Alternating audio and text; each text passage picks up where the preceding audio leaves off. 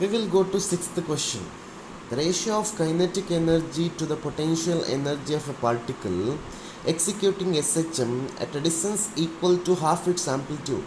The distance being measured from its equilibrium position is. So kinetic energy of particle executing SHM at a distance x from its equilibrium position can be given by k is equal to half m omega square into a square minus x square. And potential energy is equal to half m omega square into x square. A is amplitude and omega is angular frequency, m is mass of the body. So at x is equal to a by 2, kinetic energy becomes now half m omega square into a square minus a by 2 whole square. And potential energy becomes now half m omega square into a by 2 whole square. You need the ratio k by u, which is now, I'll directly cancel this here itself. Half m omega square gets cancelled. So a square minus a by 2 whole square divided by a by 2 whole square.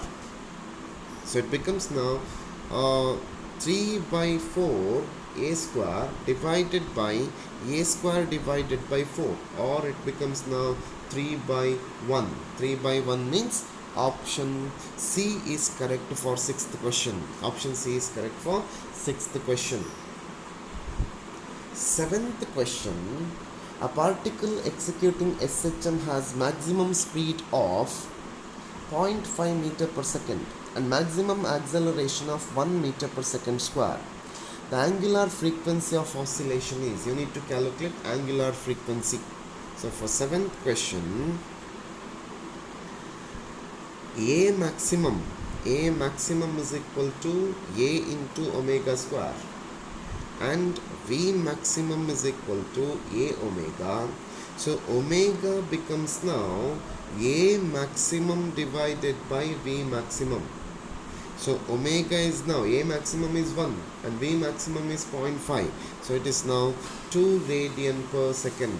2 radian per second means option A is correct for seventh question. Option A is correct for seventh question. We will go to eighth question. Eighth question says that two simple pendulums A and B are made to oscillate simultaneously, and it is found that A completes 10 oscillation in 20 seconds and B completes 8 oscillation in 10 seconds. The ratio of length of A and B is. So let me take length is now L. So frequency of oscillation nu is equal to 1 by 2 pi into root G divided by L, or nu is inversely proportional to root L. A completes 10 oscillation in 20 seconds. So frequency of A becomes now 10 by 20, that is 0.5 hertz.